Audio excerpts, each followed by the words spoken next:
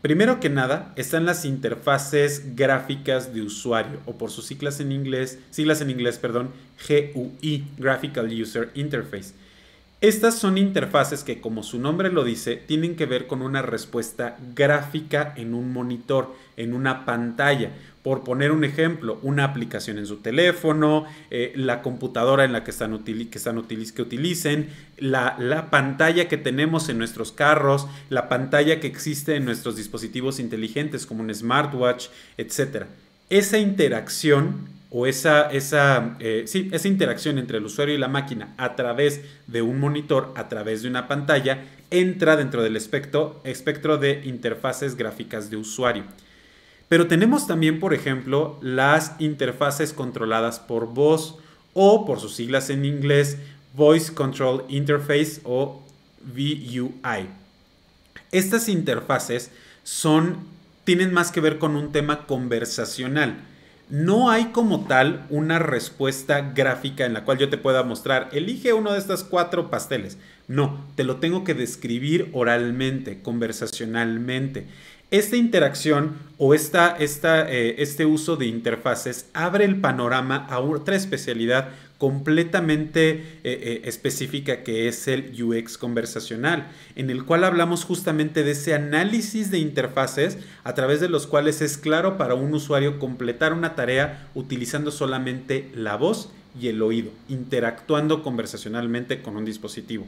Uno de los ejemplos más claros que tenemos sobre esto obviamente es Alexa o Google Home o Siri o Cortana, etc.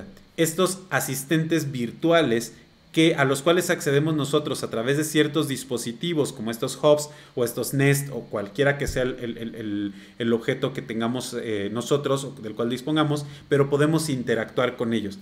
Algunos de estos hacen una mezcla entre los dos. Por ejemplo, Alexa y el video que estamos viendo, o más bien la imagen que estamos viendo aquí, pues tiene este foquito de color azul y verde, entre azul y verde, el cual nos da una retroalimentación visual de que Alexa o nos está escuchando o está hablando.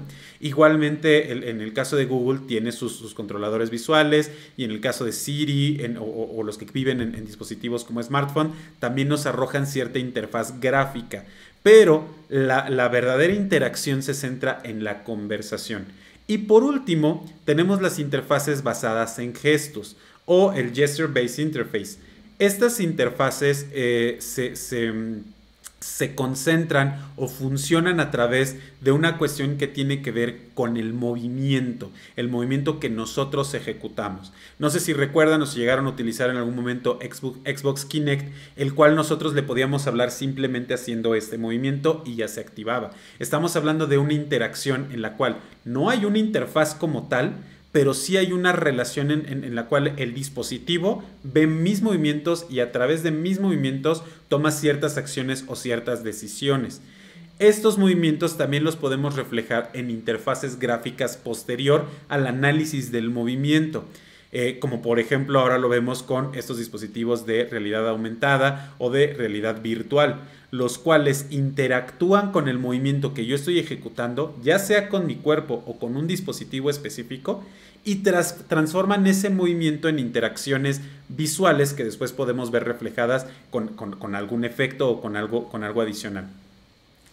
Esta interfaz, o más bien, sí, esta manera de interactuar con las máquinas o con los dispositivos, o esta interacción que existe entre humano-máquina, es a lo que se está apuntando hacia el futuro, ¿no? Tanto las de voz como las de movimiento. ¿Por qué? Porque cada vez tenemos mayor tecnología que nos permite interactuar con las máquinas de una forma diferente, sin la dependencia de una pantalla, sin la dependencia de un dispositivo visual en el cual yo tenga necesariamente que seleccionar botones o que seleccionar cosas o identificar cosas a través de la interfaz.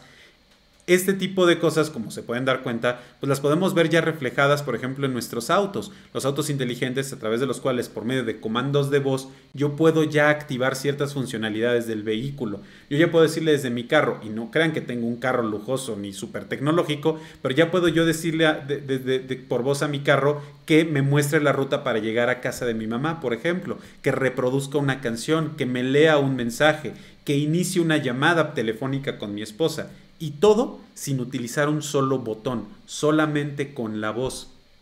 Igualmente, y este ejemplo seguramente también muchos de ustedes ya lo pueden vivir, ¿no? Y también en nuestras casas podemos prender las luces o apagarlas, cambiar la calefacción, reproducir música, agregar, hacer compras, etcétera, solamente utilizando la voz.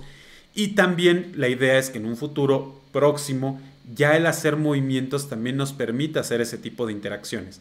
Este tipo de interfaces, si las aterrizamos a cosas no tan triviales como son objetivos comerciales, nos pueden hablar de servicios o de productos que pueden hasta salvar vidas. Imagínense ustedes una persona que se está asfixiando, que se está ahogando y que el dispositivo inteligente, por medio de observar el movimiento que está haciendo la persona, a lo mejor por medio de ver ciertas características físicas como el cambio de coloración, la sudoración, el lagrimeo, escuchar el jadeo que está ejecutando la persona, puede identificar que está en riesgo y accionar un protocolo de seguridad, ¿no? Llama en este momento a urgencias y manda una ambulancia porque esta persona está sufriendo un ataque, ¿no? Traslademos ese tipo de experiencias y de conocimientos a hacer un análisis que pueda ser funcional y, como les digo, salvar vidas. Google incorpora en sus nuevos teléfonos Pixel, por ejemplo, una funcionalidad en la cual el teléfono, solamente por el movimiento, identifica si estuviste involucrado en un choque de auto y le habla a tu seguro en ese momento, inicia la llamada en ese momento. Igual el mismo Google tiene un protocolo ya, el cual el asistente virtual puede realizar una llamada telefónica, por ejemplo, para hacer una reservación en un salón de belleza, en un restaurante, etc. Este tipo de interacciones máquina-humano están revolucionando la forma en la que las interfaces suceden y debemos poner mucha atención en eso. Ya hablaremos más adelante cuando platiquemos de tendencias y lo que viene en el futuro de la experiencia de usuario. Pero por ahora basta con entender que las interfaces que nosotros diseñemos pues es un camino paralelo a la experiencia como tal. ¿Cómo puedo yo diseñar una mejor experiencia de usuario? Una mejor interfaz de usuario. ¿Qué debería yo tener en consideración? Bueno, en primer lugar, los usuarios juzgan los diseños rápidamente y se preocupan por la facilidad de uso y la simplicidad. Esto nos dice que el usuario no se preocupa tanto por el diseño como tal, sino por hacer su tarea fácilmente y con el mínimo de esfuerzo.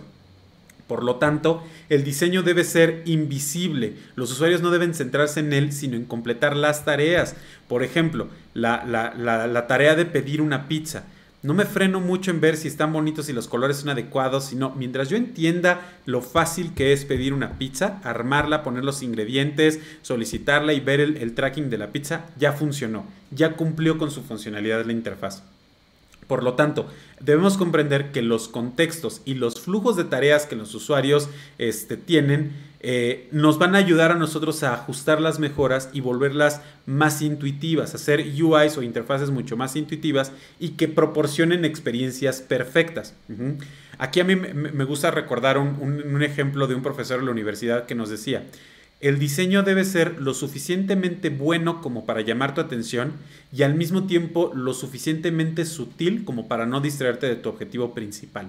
No me sirve de nada a mí un cartel, por ejemplo, que sea súper llamativo, con colores, con formas, con elementos, dibujitos y todo lo que a ustedes se les ocurra, si al final yo no puedo ver la fecha del evento.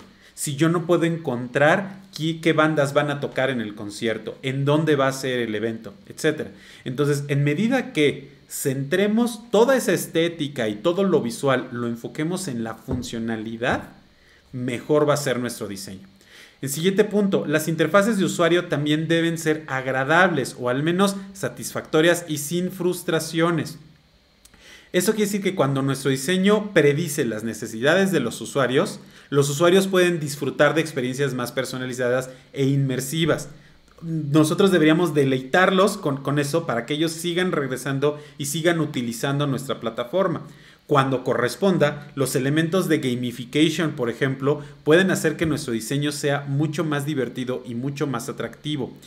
Por ejemplo, cuando nosotros vamos utilizando herramientas de GPS tipo Waze y reportamos que hay un hoyo en el camino, un coche detenido, una policía, etcétera, pues realmente a mí no me sirve de nada. Le sirve a los otros conductores que vienen detrás de mí y a mí me va a servir si el conductor que va delante de mí menciona esa información.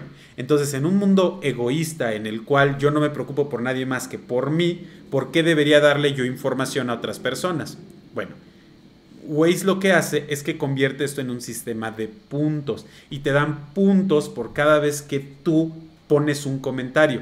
¿Estos puntos de qué te sirven? Realmente de nada, pero la simple idea de que tú ganes algo por poner un comentario que le va a servir a alguien más y que por ende le va a servir a la plataforma y que a la larga te va a servir a ti porque genera esta comunidad de comentarios, pues hace que tú tengas un incentivo por realizarlo. Esas son estrategias de gamification. Todos los puntos rewards, que si usas la plataforma y te sale más barato, que si es más fácil encontrar o tienes algún elemento que llama tu atención y que te incentiva a picar en un lugar específico de la aplicación, a ingresar a una sección, etcétera. Todos estos elementos ayudan a que la gente tenga una mejor relación con el objeto, con el diseño, una mejor experiencia y por ende regresen. Y por último, las interfaces de usuario deben comunicar los valores de la marca y reforzar la confianza en los usuarios. El buen diseño es un diseño emocional. Los usuarios asocian los buenos sentimientos con las marcas que les hablan en todos los niveles y mantienen viva esa magia que les permite tener experiencias placenteras y fluidas. Nosotros compramos productos y usamos servicios de aquellas marcas que de alguna manera se vinculan con mi día a día y que me reflejan cosas y valores que son relativos a mí, relacionados conmigo, con lo que a mí me gusta, con lo que yo quiero. No es solamente, y bueno, últimamente y derivado de justamente toda esa transformación digital y la aparición del comercio electrónico y todas sus posibilidades, la gente compra un poquito más informado, pero la marca sigue teniendo un peso fundamental y un peso principal.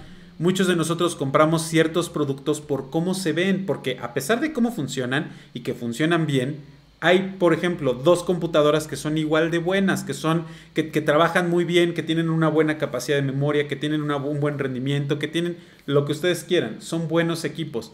Pero hay una que me gusta más cómo se ve en mi escritorio. Porque es roja, o porque tiene una imagen que me gusta, o porque tiene lucecitas, o lo que ustedes gusten y manden. Esa característica visual que tienen los objetos definitivamente influyen en que yo tome una decisión de compra y de selección.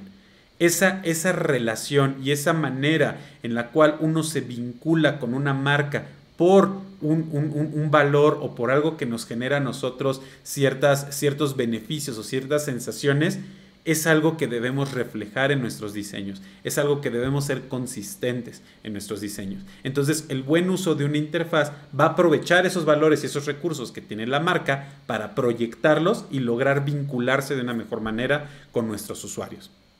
Hasta aquí esta primera clase del módulo. En la siguiente clase vamos a platicar de esos principios básicos del UI. Ya nos vamos a meter más de lleno en qué debo tener en consideración para construir una buena interfaz de usuario. Nos vemos en la siguiente clase, amigos. Denle play, que aquí seguimos.